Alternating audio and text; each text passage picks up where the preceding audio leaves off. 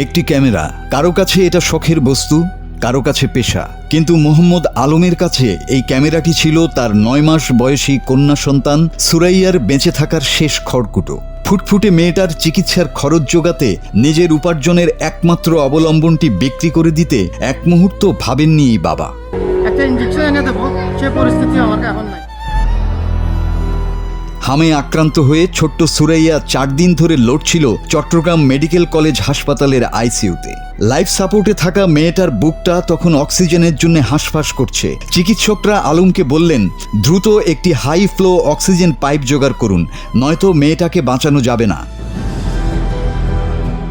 টাকা নেই, পকেটে শূন্যতা, কিন্তু বুকে তখন পাহাড় সম আকুতি।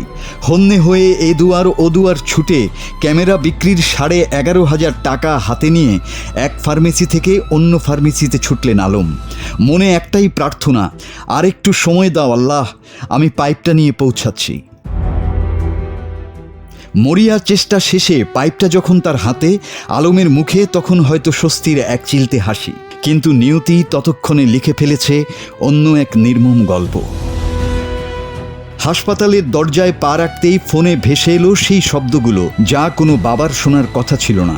আলম ভাই, ভেতরে আসেন, আপনার মেয়ে আর নাই।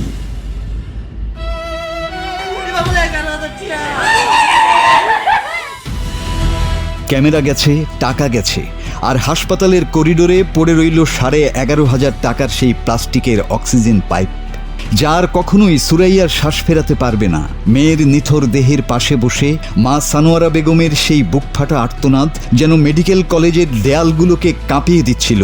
আর কোনো অক্সিজেন পাইপ লাগবে না রে, আমার মেয়ে তো আর নাই।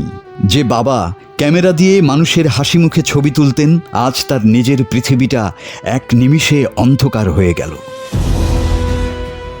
অভিযোগ উঠেছে, ডক্টর ইউনূসের নেতৃত্বাধীন অন্তর্বর্তী সরকার পুরনো টিকাদান কাঠামো ভেঙে নতুন ব্যবস্থা চালু করলেও নেয়নি প্রয়োজনীয় প্রস্তুতি। অর্থায়ন সরবরাহ ও মাঠ পর্যায়ের কার্যক্রমে দেখা দেয় বিশৃঙ্খলা। ইউনিসেফের দ্রুত টিকা কেনার পদ্ধতি বদলে জটিল প্রক্রিয়া চালু করায় তৈরি হয় বড় বিলম্ব। টিকাদান কমে যাওয়ার সতর্কবার্তাও ছিল উপেক্ষিত। ফলে সারা দেশে এখন পর্যন্ত হামে আক্রান্ত হয়ে মারা গেছে 475 জন। সুরাইয়া চলে গেছে, রেখে গেছে এক বাবার শূন্য হাত, এক মায়ের আজীবনের হাহাকার, আর আমাদের চিকিৎসা ব্যবস্থার গায়ে এক মস্ত বড় প্রশ্নচিহ্ন। এই দেশে একটি অক্সিজেন পাইপের চেয়ে শিশুর জীবনের মূল্য কি এতটাই নগণ্য? আমাদের শিশুরা কি এতটা খরচযোগ্য? মাসুদ হাসান, বাংলা টিভি।